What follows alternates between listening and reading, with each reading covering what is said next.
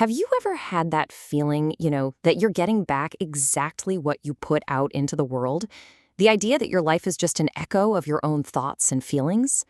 Well, let's really dive into that today and explore this question. Is our reality just a reflection of what's happening inside of us?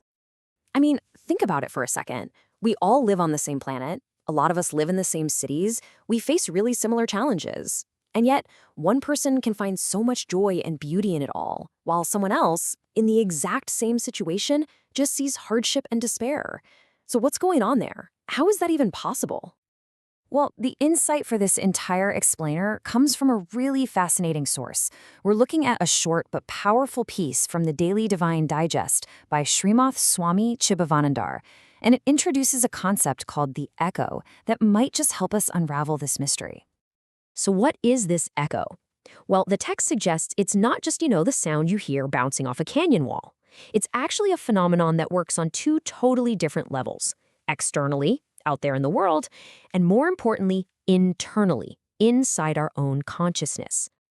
The way the text frames this is so interesting. You've got the objective, external echo, the physical one we all get, but then there's this subjective, internal echo, the one that's happening inside our own minds. And really, that's the one we're going to be focusing on. And here's the absolute kicker. The source argues that this internal, subjective echo is way, way more significant than the external one. Why? Because this is the echo that truly shapes the very fabric of our lives. This is the one that really matters. Okay, to really get a handle on this, the text gives us this perfect little story it calls Two Lives, Two Echoes. It basically shows us two different people whose lives are just prime examples of this internal echo at work. So on one side, you have this happy man who's got everything going for him. He looks at his world and says, wow, how sweet life is. And then, just like an echo, his own heart reflects that sweetness right back at him, making his experience even better.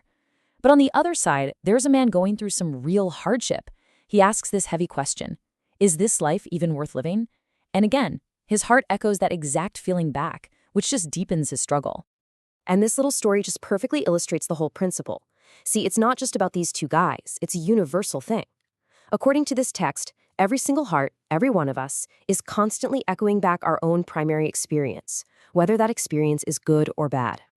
So, okay, if our heart is creating this echo, where does the original sound even come from? What's the source? Well, this brings us to what the text calls the mind's echo chamber.